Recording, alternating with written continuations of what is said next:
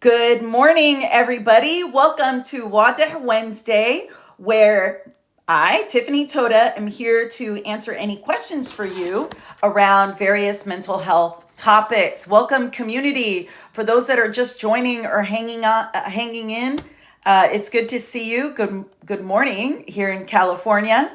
See where everyone's joining in from. Let's see. We're going to take a few minutes because I wanted to invite Mira to join. Welcome, everybody, to Wadeh Wednesday. My name is Tiffany Tota. I'm a marriage and family therapist, and every Wednesday I come to answer your questions on mental health topics. So if you have any questions, feel free to write them in the comments. Hi, Mira. Hello, how are you? Good, good. Can you see me and hear me okay? How are we doing? Yeah, Uh-oh. There we go. All right, good to see you. People are starting to join in. We wanted to thank you guys for being a part of this community and joining us today, Community for International Arab. I think we're at 6,000 followers right now, right, Mira? yeah, we are. We are a little bit Oh, higher than 6,000 now. such an amazing blessing. And I wanted to thank everyone for their support of this platform, this content, sharing, reposting, all the things that you do to help promote Middle Eastern mental health, to help give us a space to talk about things. Today on Wadeh Yeah. Wednesday, I'm going to talk about a big question that we have, which is perfectionism and how to overcome perfectionism or how not to feel so burnt out by it. Now, Mira and I shared so many stories about how perfectionism impacts us, but let's look at who's joining us. For those that are joining, who are new to this community, my name is Tiffany Tota. I'm a marriage and family therapist. I'm a Palestinian American coming to you from California in Los Angeles. And then Mira, can you share who you Of are? course. I'm Mira. I'm joining you from Egypt, and I'm Tiffany's assistant. I'm very happy to be with you today. Yes, an amazing assistant at that. So let's see, where is everyone else coming in from? Wadeh Wednesday, we're going to talk. You can get your questions answered. You know, if you have any questions on mental health topics, I'm here to support you. And the more you guys can share and talk, the more exciting it is. Hey, Egypt's in the house. Let's see. I can't even read that in Arabic. Can you read that? I don't even know who that is. El Sultan. I love that. Hi, Sultan. Good to see you. Welcome. Anybody else? No, let's see. More Egypt. Okay, we've got a few people joining us today. I'm going to give folks a few minutes. Nobody has any questions on mental health topics. Like, this is your time to get some things you may be questioning. This is your time. You got my undivided attention. Uh, let's see. South Sudan. Is it Jackie? Jackie, welcome. Thinking of Sudan always. Always thinking of what's happening there. Uh, Anybody? Oh, Houston, Texas. Uh-oh. Is that an Arab American in the house? I love it. Oh, you love Mira? Mira, did you see that? I did. I love her too. Thank you. You are an Arab American, Dana. I love that. Welcome. You know, I got to say, before I get into the topic, my platform was originally for Arab Americans because I thought the experience that we have as immigrant children here in the United States was a unique experience. Yet, I was so incredibly honored that so many people from all over the world could resonate with this topic. Superman, today's topic is question and answer. Question and answer. So if you have any mental health topic or any curiosity around how to improve your mental health, anything relating to our culture, Middle Eastern culture. So for those of you, I think last live, didn't somebody was like, this is very ethnocentric. Do you remember that? And I I was like, what do. are you talking about? And then I thought about it and I said, he's right. It is very ethnocentric for Middle Eastern people. So for those of you that are joining that are not from the Middle East, yeah, you may feel some kind of way, but this won't be your platform. With that said, I want to talk about some basic general guidelines if you're going to be a part of this community. Number one, I may say things, what doesn't apply, let it fly. If you're going to come in here and negate other people's experiences, you're going to say, that's not my experience. This is a platform where we validate, see, and hear one another, and we honor so somebody wrote, how do we honor what does honoring mean? We're going to honor each person's experience. Even if it doesn't mean it's yours, it doesn't matter. Then this is not your space. This space is for us, even if you cannot relate one iota to what I'm saying or what other people are saying, that's your business. And I would say probably move on from this live because you will suffer. All right, let's see. Any other questions? Yeah, we have a question. Yeah? Yeah, Dana asked, my parents always view me as the good child and they don't give my other sisters the same title. Oh man, did we not talk about that, Mira? We did. That's why I read the question. I love that. Dana, we were literally just talking about that. Mira, did you want to share like what we were talking about right before this live around that? Yeah, of course. So we were talking about how us as Arabs, and in my experience too, I was the younger sister, and as a kid, I never really used to, like anything super important. I just loved taking care of myself, having fun with like Barbies and sweet stuff like that. And then I was viewed like the kid that does not know how to, she's not going to be good at education, she's not going to be good at school, and we don't want our kids to be like her. And then turns out, here I am now, and I became a dentist, and I'm very happy with my life, and I don't think any of what they said really impacted me in any way. So I was just talking with Tiffany that how what they said really didn't matter. It did back then, but now it does not matter to me anymore. It takes time. It's hard. That's right. That's right. So when you're the favored child, Mhm. and we come from a culture that says, oh, look at her or look at him. Look how perfect he is. Look how great he is. Look how wonderful. And then your other siblings, it may create a competition, or they may feel some kind of way towards you. Like they could never live up to the heralded son or the heralded daughter. And this is where, if you're the favored child, not to get caught up in that, because that will lead you into a cycle of perfectionism, people pleasing, needing to live up to that image, perhaps not giving yourself permission to take risk or failure because these people are putting you on this pedestal. And then for your siblings, it's about naming it for them. Like if they treat everybody as the favorite, it doesn't mean you're lacking.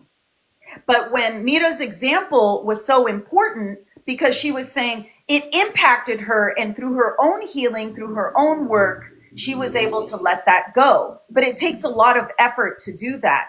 So try to move away from the favorites, because the favorites suffer just as much as the ones that aren't the favorites. Okay? All right. I hope that was helpful, or if that answered your question, Dana. All right. Sammy, I feel no connection to my family members, was viewed as the golden child savior. Oh man, yeah, if that's not the theme of this slide. Thank you, Sammy, for that. So it's interesting that you said, feel no connection to my family members, yet you are seen as the golden child and the savior. I would love to speak more on what that means to you.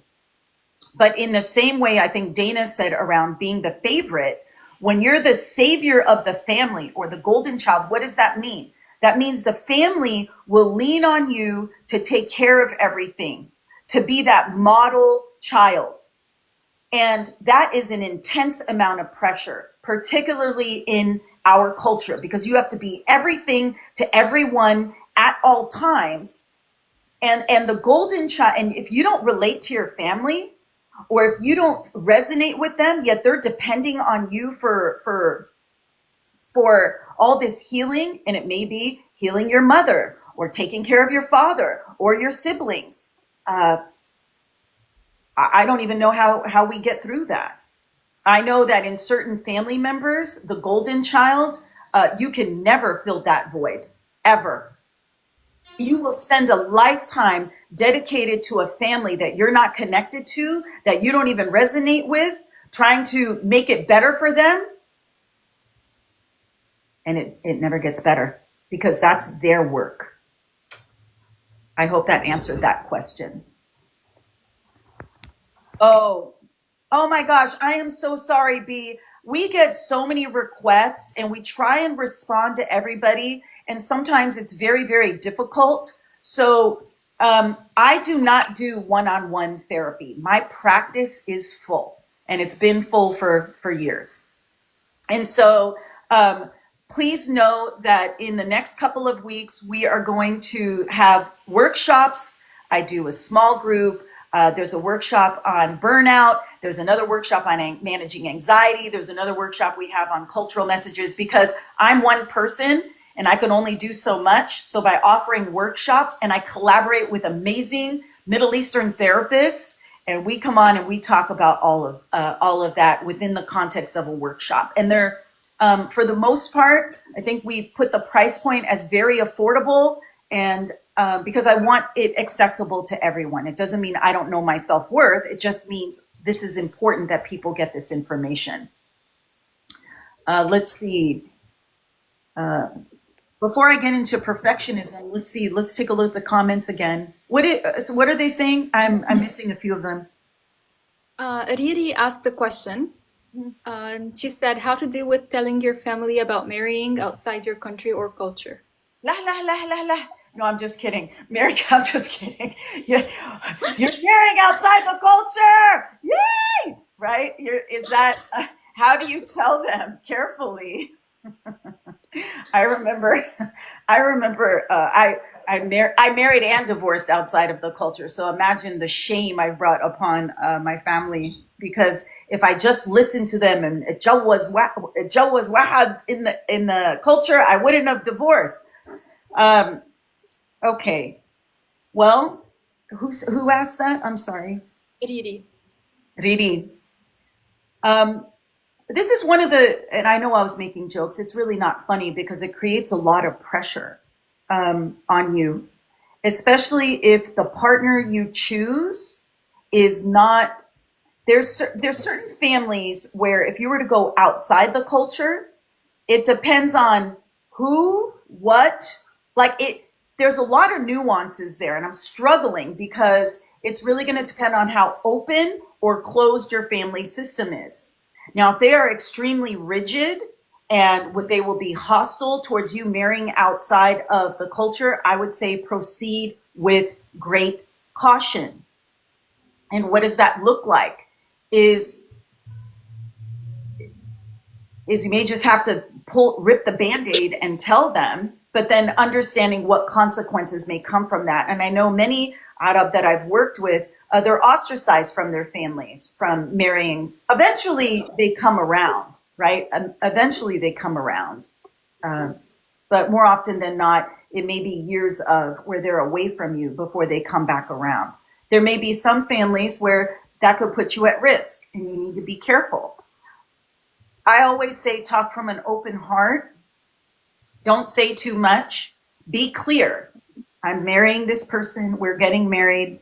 And if that person can do something to ease that for you, like talk to the family or talk to the father, or have your brother, if you have a close relationship with your brother, sometimes eliciting allies in the family may help with that as well. I hope that answered that question. Mira, how did that sound? Good? No? Yeah, that sounds good. Okay. No, what about marrying the same gender?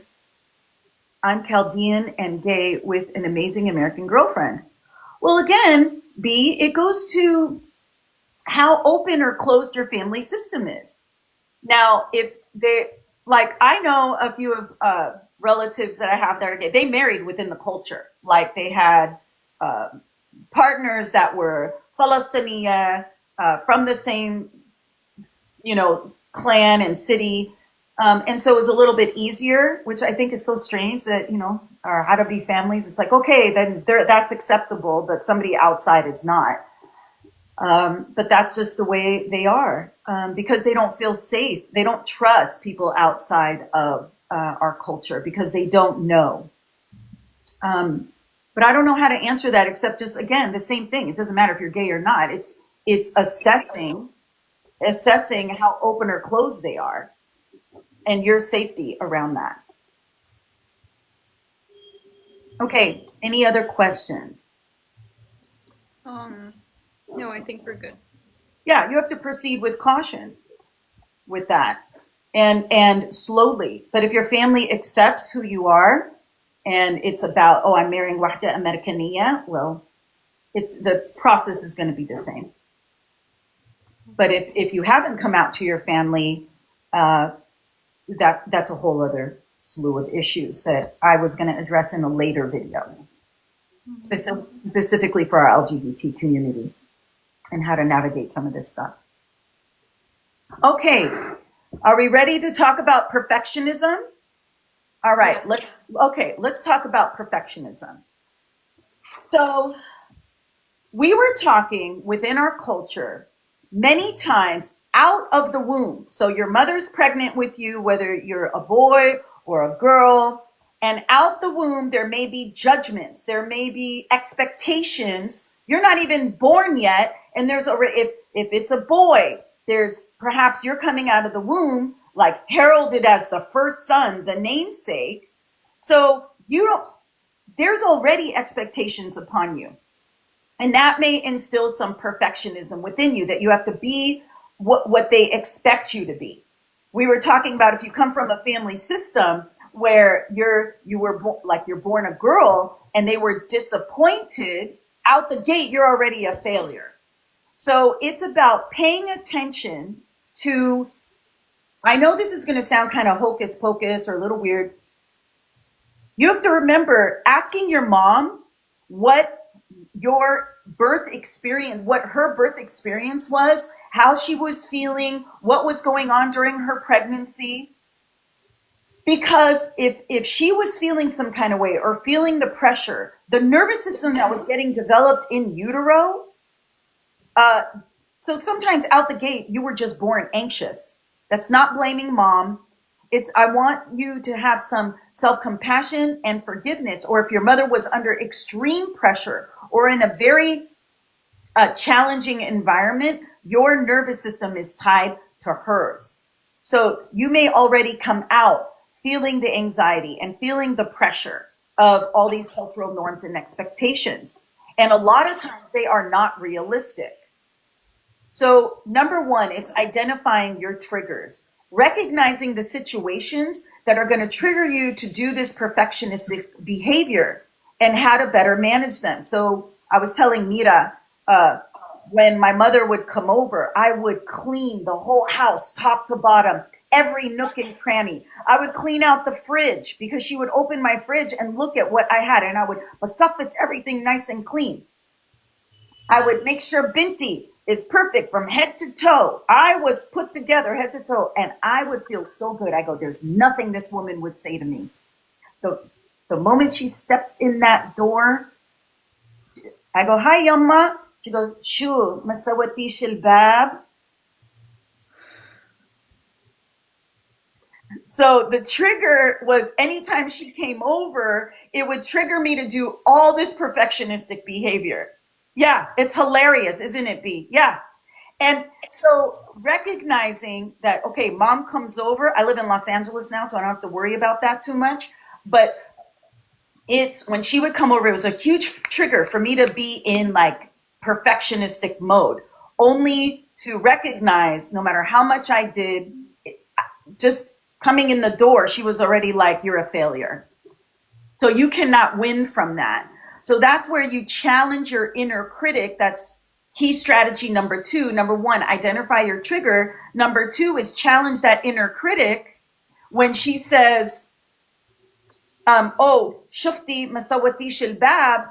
And my inner critic would go, you're an idiot. You're dumb. How come you didn't do the bab? Like, how could you have missed that? You swept the whole front because you know how Arabar when the sweeping of the front and you're doing all that in the door. But how did you miss the door? So my inner critic was such negative self-talk And I had to challenge that.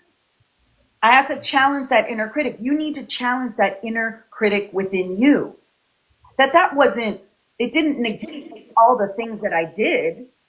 She was always just looking for something to criticize because that's how she is, not who I am. Now, in fairness to my mother, she's grown and we've healed and we've moved forward a little bit, but that took a lot of work. So challenge your inner critic. The third one, pardon me, set achievable goals. One thing, Mita and I, what were we talking about earlier, Mita? About how as Arab, we had to be excellent in school, make sure everything at home was clean. We had to maybe help our other family members with things. We are kings and queens of multitasking. Is that not right? Yeah. Okay. And then they you said they act like they're failing and everything's bad when they're top achieving in anything they do. Oh my gosh. Every time I work with Arab clients, when they talk about their achievements, you would think that they didn't achieve anything in life. And then when we go through this list, that's that inner critic that they have. Nothing for them is good enough because that was instilled within each of us growing up. So and then you keep setting these goals higher and higher and higher because the Arabi family system keeps making the goals out. They keep moving the goalposts. So you're trying to achieve something that can never be achieved because it's never ending. So set achievable goals for yourself. For those of you that struggle, it's taking smaller, manageable steps. You don't have to do 6 months of work in 1 month. Slow down. Slow down. No one is going to die, and I hate to sound so dramatic, but no one is going to die if you didn't achieve all 60 things on your list. Because that leads to procrastination. Because when you have perfectionistic tendencies, people give procrastination a bad rap. It's because you want to do things so perfectly that it debilitates you. So how do you move through that? What did you say, B? It's not dramatic because they make it seem like it's life or death. Oh my gosh, that's so true, right? They do. But you have to recognize that trigger within yourself and not get caught up in that at all. Okay. Now, the other thing, so you want to set achievable goals for yourself. If you have 50 things and the perfectionist in you wants to accomplish all of them, I'm going to encourage you, slow down, reprioritize, assess it, and really allow yourself to let some things go. Let some things go. So my therapist, I can give you guys an example. When I was 21, when I first started therapy, so over 30 years ago at this point, my therapist said, now the cleaning thing was huge. And he said, and I would never leave the dishes in the sink overnight. Never. Kul Dadi had to be clean before I go to bed. Even at that age, make sure everything was perfect. I would be exhausted. I was going to school. I was working full time. I was catering to a family with endless needs. I was literally killing myself. And he said to me, how about, Tiffany, you leave the dishes in the sink? I said, you want me to leave dishes in the sink? No way. My anxiety went up. My breathing started to get more shallow because if I didn't do the dishes, what it represented to me was I was not perfect. I'm a failure. And then God forbid, Hada comes over and they see Dadi Mission Diaf. And that was too much for me. But I challenged myself and I left the dishes in the sink. And guess what? I woke up in the morning. Did anybody die? Did anything happen? Nothing happened. I woke up. I felt refreshed. I did the dishes. Nadafat what I needed to nadaf. And everything was fine. But your nervous system is going to react as if it's a huge threat. Because growing up, guess what? It was a threat. Because if you didn't do everything perfectly growing up, you could please say these in the comments. What happened? What happened growing up? If you didn't get good grades, if you didn't do what you were expected to do, what happened? Nobody had that experience? I can't believe that. No, they must have been yelling, that's for sure. Yeah, parents were yelling. You may have been shamed. You Mhm. may have been um, punished. I Yeah. remember, right? Anybody had that experience? So you wonder why you have perfectionistic tendencies. Because from a young age, you had to be perfect. Otherwise, on the other side of that was punishment. So as an adult, you're like, well, it's an adaptive coping mechanism, even though it can be unhealthy. Yeah, blessed for life. You said, I did it to please my father. Absolutely. We all did that to please our fathers and our mothers. And did we ever achieve pleasing them?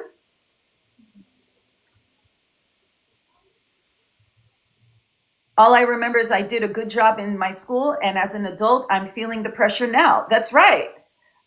Be careful how you set up the standards and expectations. That's why when I work with Arab clients or perfectionistic clients, I say, before you start a new role, don't go in there being a superstar, doing everything, because when you're working at that level, at that maximum, that's the expectation. If you're in a relationship and you're doing everything for your partner, everything for your romantic person, and they're used to you and you're not getting much in return, not a good setup. It's a setup for them and it's a setup for you. Wait, why are you angry? I'm not angry. Let's you know what I love is the projection. Hold on. Remember we did defense mechanisms last week? Yeah. Ratchet, I'm going to have to call you out. Talking passionately is very different than being angry. Trust me, you would know if I was angry. And so I'm going to encourage you to take a look at what's coming up for you around me speaking clearly and you interpreting it as anger. What's coming up for you? Because that's a you trigger, not a me trigger. That's you. So I'm glad I'm going to call you out because that's an opportunity for everybody. Again, when we're looking at these concepts, it's about self awareness. Can we delete Ratchet? This I person did. is Yeah. not getting, yeah, this is not the kind of thing we want in our community. We want people to be able to feel safe to express themselves in any way that feels. And for me, I'm very passionate about these things because you know what? Every day I get stories about Arab who suffer Hmm. and there's nowhere for them to go. That's right. There's May I nobody. highlight the comment B said? What did she say? Or they He say? said, and don't forget you had to pretend everything was perfect to aunties and cousins, etc. That's right. Yeah. Because we had to have this image and Hmm. this, and then everyone says, oh, this inauthenticity. We had to pretend everything was great when many of us were suffering inside. Right. And that's why I'm speaking in this way because I want us to end the suffering. And that's with identifying your triggers. And clearly that person was triggered.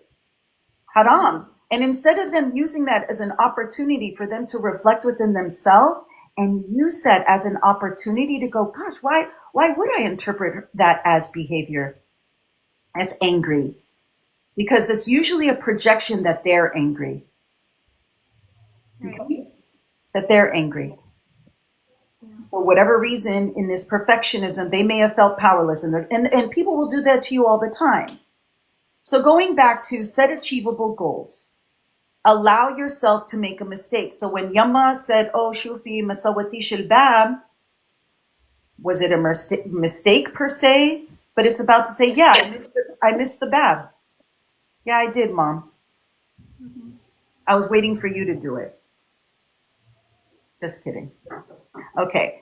The next one, this is where you practice self-compassion. Arab are probably some of the most hard people on themselves. Okay? Some of the hardest, we are such hard people on ourselves. We do not allow ourselves or forgive ourselves for anything. And this is where every day, if you do make a mistake, it doesn't negate everything that you've done. And And if you get criticized, or if your mask falls and you have a reaction and they're like, oh, look at you, you're not perfect. This is where you can say, no, I'm not, nor do I want to be. And nor do you have to be, because who are you trying to be perfect for? You, yourself?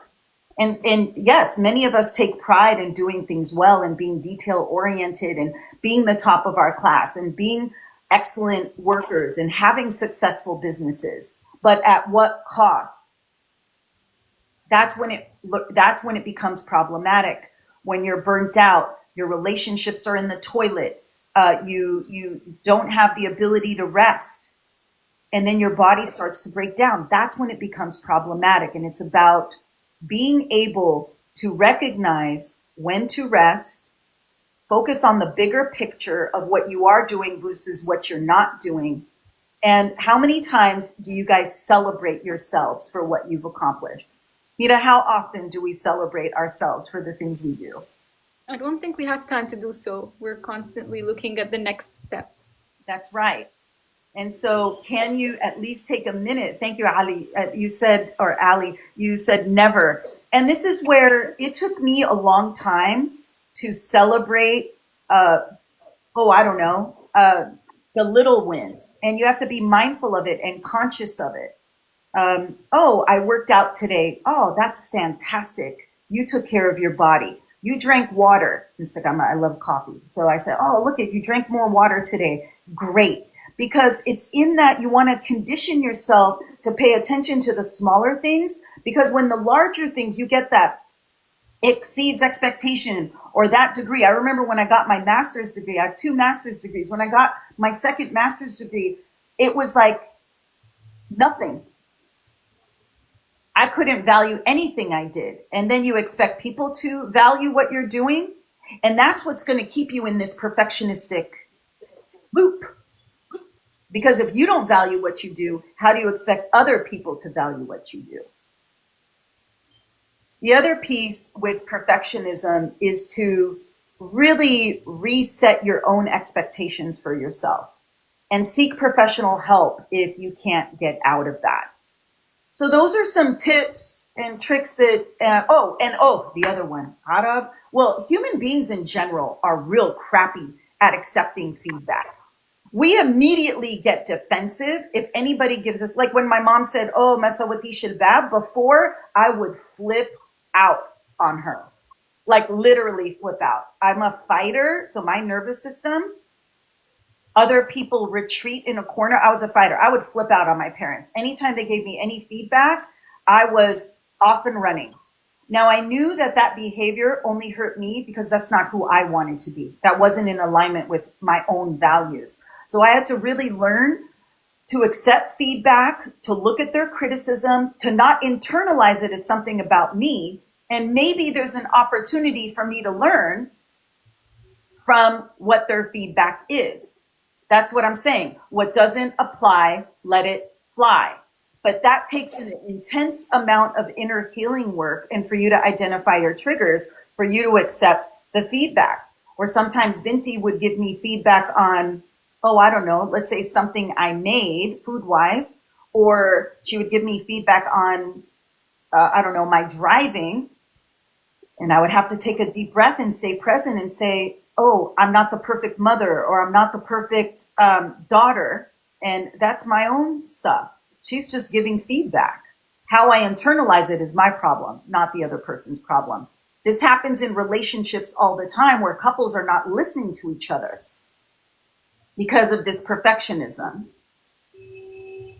Let's see. All right. How was that? Mira, did I miss anything? No, we went through all the points. So that was great. And then we have a question that we also talked about. Dima said, can you please talk about fear of failure? Yeah, fear of failure. Fear of failure comes from generally a core belief that you're not good enough or that you are a failure. And it's that fear, you have to ask yourself, where does that fear come from? And what does failure mean to you? Again, in this perfectionistic, everything is perfect culture that we live in, again, managing the expectations. What does failure mean? Most Arab that I work with, like they say that they're failing, but there's no evidence of the failing. So if you want to overcome this fear of failure, first you want to ask yourself, what evidence do I have in my life that I'm failing? Now, if you're basing that criteria on your parents or the community, you're going to stay in that fear for a long time. Again, because they keep moving the goalpost. Did that answer your question? So yeah, what are they measuring their failure on? Exactly. Fear of, oh,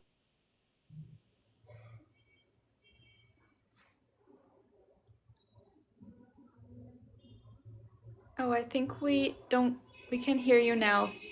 Can you make sure? Yeah. okay, I'm back. Sorry. Yeah. So what was the question? Mostly comes from fear of disappointment. Well, Aladdin, disappointment from who? Who are you disappointing? And if you have too high standards of yourself, you're going to disappoint yourself. And if you're basing it on our families, well, again, they're constantly going to be disappointed. Or maybe you'll have a moment where they were like, oh, I'm proud of you because you met that standard. I meant from family. Thank you for clarifying that. So you may constantly disappoint them because their values may not be in alignment with your values. Their wants and needs may be different than yours. And so, unless you completely mold yourself into who they need you to be, which many of us do, and then we have these identity crises, and then we don't know who we are, and we have trouble with indecision because you're trying to fit into what their expectation is. And that's a setup for everybody, set up for failure, set up for disappointment. So how you get out of that is to, again, as a Western therapist, I could say, well, forget what they say and don't worry about that and cut them off and leave them. I said, oh no. I tell all my Western therapist colleagues, I'm like, don't do that to the Arab. Don't do that to your Arabic clients, because guess what? They're gonna leave you. They're gonna leave treatment because that's not how we roll. It is about this balance of, okay, I don't want to disappoint them. And it's about making conscious decisions to make conscious decisions around why you're doing certain things. So if they want you to study something, and that's maybe not in alignment, but that's the path of least resistance, and I think I said that on another video, then you choose that for yourself. You may marry, somebody said marrying somebody outside the culture, you may be disappointing them, but at the end of the day, your happiness, especially in partnership, is going to have such long-term implications on you. That may be a battle you want to choose and say, it's okay, I'm going to disappoint them because this is important to me, to be with a partner that I love and that I'm connected to. Okay. Well, we are finishing up our live here. Anybody else want to ask a quick question? Now, if you missed the live or if you wanted to get more City Sunday, I may be driving back from San Francisco, so I'll be in the car, but that might be kind of fun that we're going to talk about a mental health topic that I usually don't decide on, Mita, right, until like Friday. So if you do have a topic you want me to talk about, please DM us, send us a message, and I'll be more than happy to share more lengthy City Sunday at 10 a.m. Pacific. We talk about more, like last week, we talked about defense mechanisms. And this week, I'll talk about another mental health topic, just to give you guys more context. All right. If there's no last minute question, thank you, everybody. I am so grateful to everyone that shared, commented, contributed. It makes it so much better when we can all share our experiences. I really appreciate you. Mita, any parting thoughts? Oh, you're welcome, B. Oh, Bia, thank you. Thank you so much. Aladdin, thank you for being here. Thank you, thank you, thank you. Thank you. And Dima, thank you so much, you guys.